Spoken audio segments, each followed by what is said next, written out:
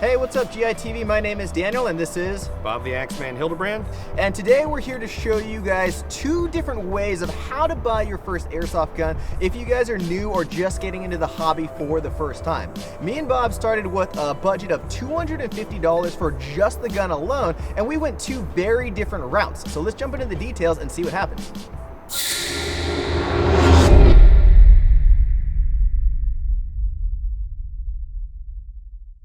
Now, there are many different ways to get your first airsoft gun, but this is just how we figured out that we were going to do it ourselves. We both had $250, we went to the inventory, and we came out two decidedly different builds. So, without further ado, let me go over what I did for my build. Now, I took $250 and I decided to invest the majority of that into the gun because I wanted to make sure that I was going to have a very long purchase life on my airsoft gun so I could rock and roll and add products as overall external accessories over time and possibly upgrade the internals. But since I'm going to be playing CQB mostly, probably not going to be able to do that because I've got a KWA CQR Mod 1.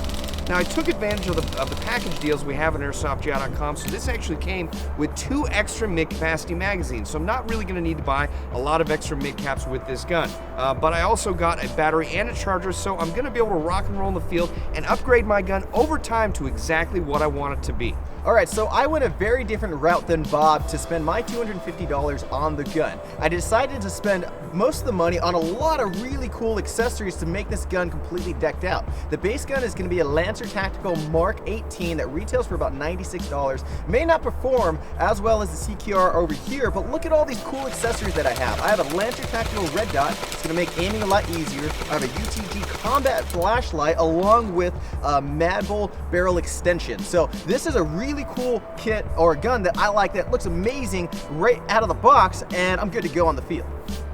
Alright, now Daniel's way of doing this is a very viable option. It is very gratifying to be able to go out in the field with a gun that's fully decked out that looks awesome. But I gotta say, this is my method of getting a gun that's gonna be great on your first day and it's gonna last a long time. And point of fact is that this CQR actually has a much higher rate of fire than the Lancer Tactical does right out of the box. And this is also 11.1 LiPo ready, and it is also built incredibly solidly.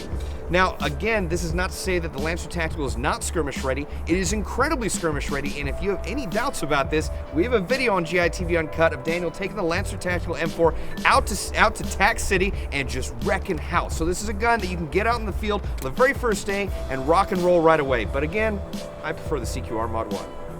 Alright, so me and Bob have two very different ideas of how we wanted to spend that $250. Bob's CQR will definitely outperform my Lancer Tactical and be a little bit more reliable, but I really like the fact that I have all these externals that I can put on a gun later on. So let us know what you guys think. Would you guys choose something based more on the internals and the performance, or would you want to go more externals and have a really awesome gun looking like this? So comment in the section below and let us know what you guys think. So once again, my name is Daniel. And I'm Bob the Axeman Hildebrand, and this is GITV.